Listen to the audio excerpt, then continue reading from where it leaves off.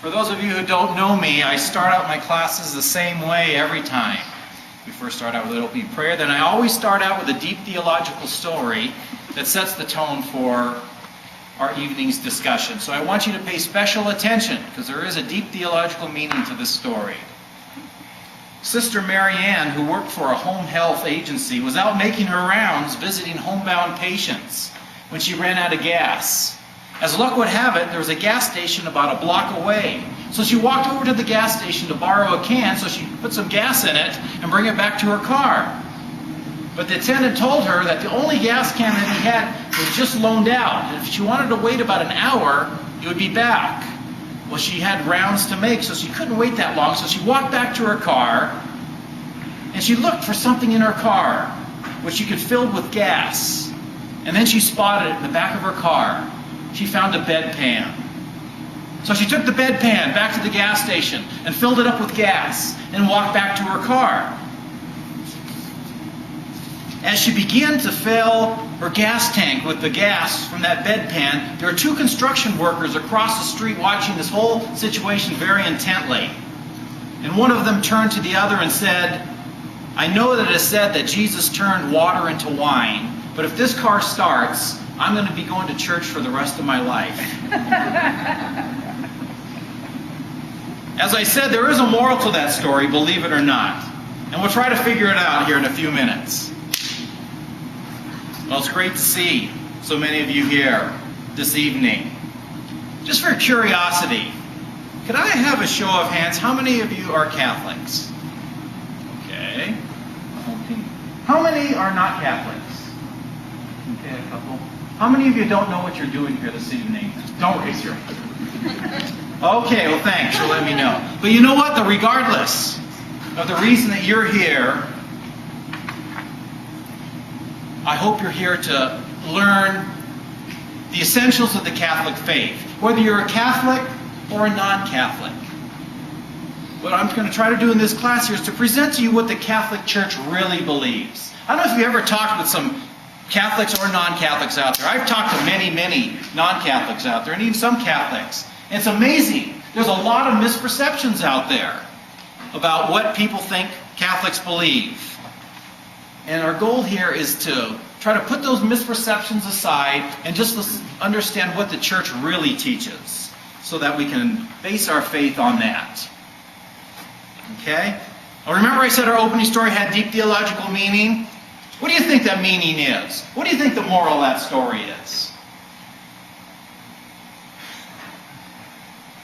What did it take for those construction workers to think about returning back to church? What had to have happened? What's that?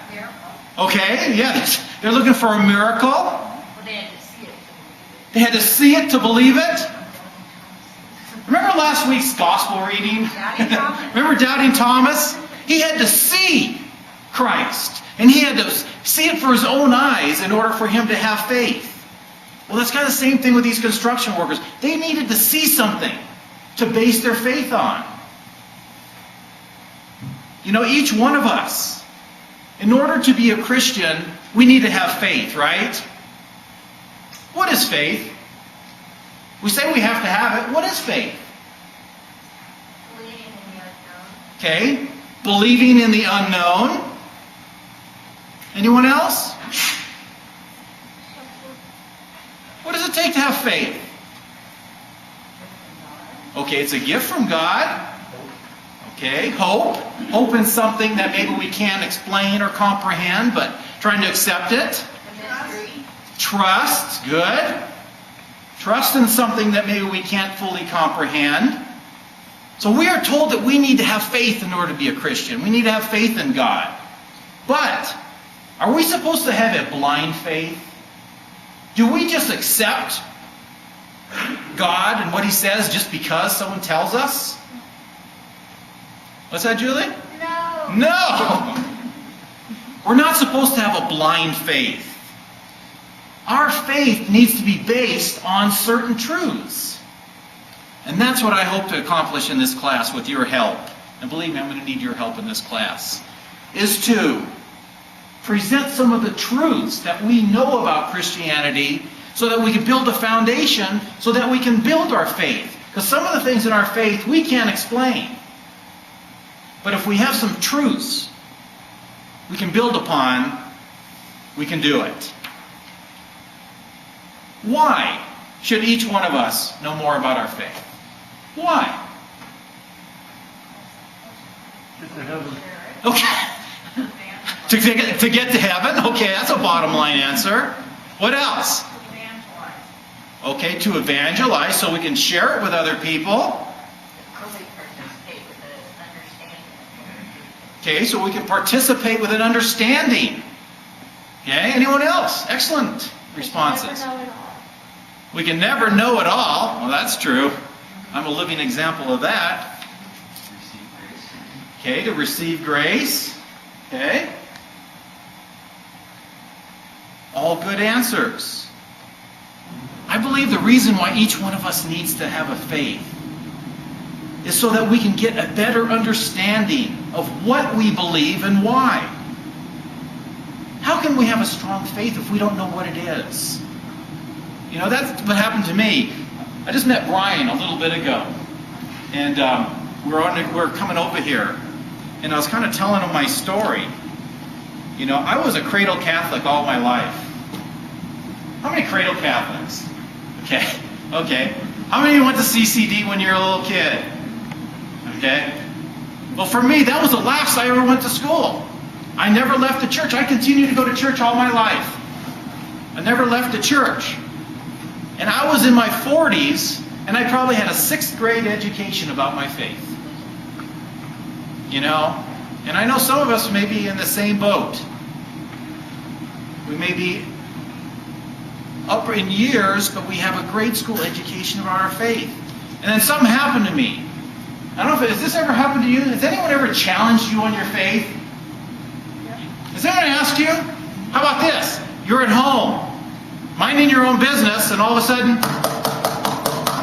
you walk to the door, you open the door, there's 2 young men in white shirts and a dark tie and dark slacks.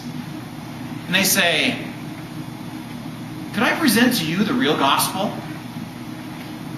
Are you knowledgeable enough in your faith to engage in a dialogue and to tell those people what you really believe?" No, Vic, I'm going to call you. Anytime. The first and foremost reason I think that we need to grow in our faith is so that we can know it for ourselves. How can we profess to be a Christian if we don't even know what being a Christian is? I think that's the first reason why we need to grow in our faith. So we can know for ourselves.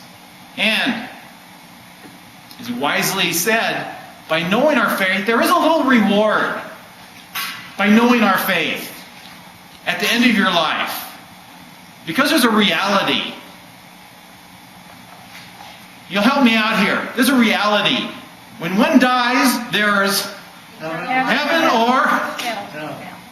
This is a reality, folks. There's a heaven or hell. And sometimes this is what it takes people to get interested in the faith.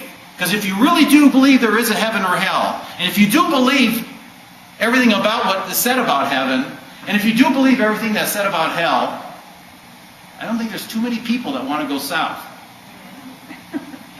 But Jesus said, in order to go to heaven, there's a couple things you need to know, and a couple things you need to do.